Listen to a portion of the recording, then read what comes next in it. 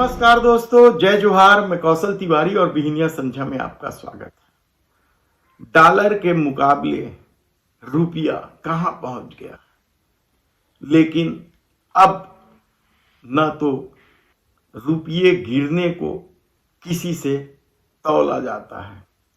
एक दौर याद कीजिए, 2014 से पहले खुद नरेंद्र मोदी जब गुजरात के मुख्यमंत्री थे, उन्होंने डॉलर के मुकाबले रुपये के गिरते दर को लेकर क्या कुछ नहीं कहा था।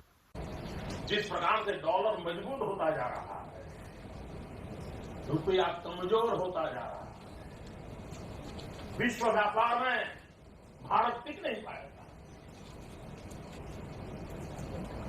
हमारे व्यापारी जो माल बाहर भेजते हैं, हमारे व्यापारी जो माल बाहर से लाते हैं, इस बोझ को सह नहीं पाएंगे। इवन भारत सरकार जो चीजें लाती है, भेजती है, उसको सहना मुश्किल हो जाएगा। और दिल्ली की सरकार जवाब नहीं दे रही है कि नेपाल का रुपया कोई प्रॉब्लम नहीं है, बांग्लादेश की करेंसी को कोई प्रॉब्लम नहीं है, पाकिस्तान की करेंसी को कोई प्रॉब्लम नहीं है, श्रीलंका की करेंसी को कोई प्रॉब्लम नहीं है। हमारे अड़ोस पड़ोस में छोटे देशों को भी डॉलर के मुकाबले में कोई नुकसान नहीं हो रहा है। देश जानना चाहता है, प्रधानमंत्री जी, ऐसा क्या कारण है कि आज अकेला हिंदुस्तान का रुपया डॉलर के मुकाबले गिरता ही चला गया और क्यों चला गया? और मैंने साफ मांग की है, ये सिर्फ आर्थिक कारणों से नहीं हुआ है, ये आपकी भ्रष्ट राजनीति जो चली है दिल्ली से, उसका इसके अंदर बहुत बड़ा रोल है। बहुत गंभीरता से आरोप लगा रहा है। लेकिन अब ऐसा कोई नहीं कहता, क्योंकि कहने वाले उसी दल में हैं।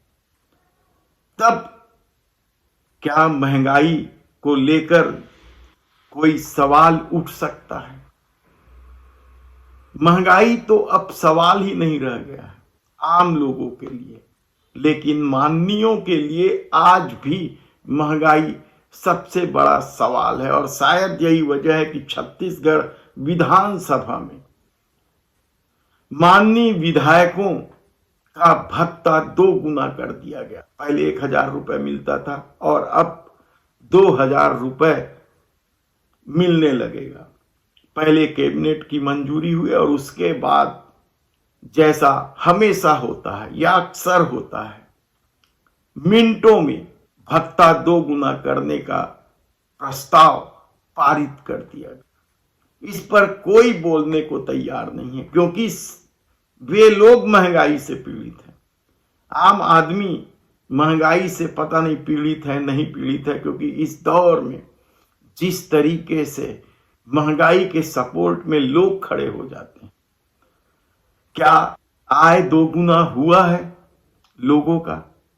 नहीं हुआ है, बल्कि महंगाई 2 गुना से ज्यादा हो गया है। लेकिन छत्तीसगढ़ विधानसभा में इस पर चर्चा ही नहीं हुई और मिनटों में यह विधेयक पास हो गया।